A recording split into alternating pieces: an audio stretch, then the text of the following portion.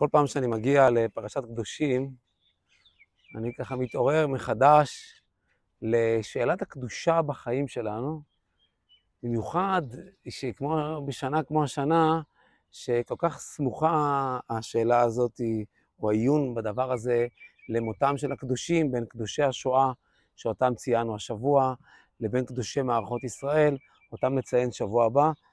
מה זה באמת הקדושה? הפירוש הפשוט, קדושים תהיו, פרושים תהיו. אני רוצה לנו קודש הם, אז הכוונה, אין לנו רשות להשתמש בהם. בוודאי שזה נכון שקדושה אומרת הרבה פעמים מה לא, משהו לא נמצא ברשותי, בבעלותי, שהוא לא דבר שאני משתמש בו, שימוש של חול. אבל הגדרה שלילית לבד לא מספיקה. חייבת להיות גם הגדרה חיובית. למשל, כשאדם אומר תחת החופה לרעייתו, הרי את מקודשת לי, לטבעת זו, זה לא רק מה לא, זאת אומרת שאת כרגע אסורה על כל העולם, אלא גם מה כן, את מקודשת לי, את מיוחדת לי. הרי שבקדושה יש גם תמיד תוכן חיובי, מה כן. אז מה כן? הפרשה אומרת, קדושים תהיו כי קדוש אני.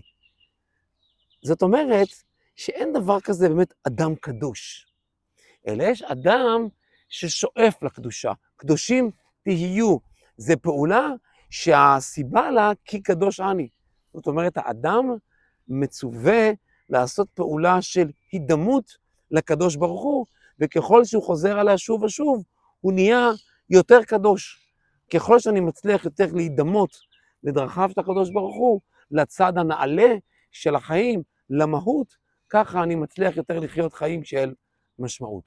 אבל יש עוד נקודה בפרשה מאוד מעניינת, שכשאתה מסתכל בפרשה אתה מצפה לשמוע הרבה מאוד פעילויות דתיות קלאסיות, קורבנות, תפילות, ודווקא הדבר המרכזי הוא מצוות בין אדם לחברו.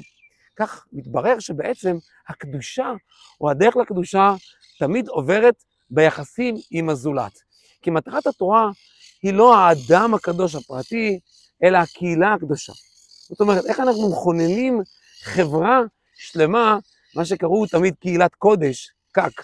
קהילת קודש זה בעצם שאיפתה הגדולה של התורה, ולכן לא אני במרכז, אלא מערכת היחסים שלי, הרגישות שלי כלפי הזולת. אז זה בעצם הבקשה של הפרשה שלנו. קדושים תהיו, ויש פה בהחלט דרך ארוכה, שמספיקה לכל החיים ומעבר לכך. שבת שלום.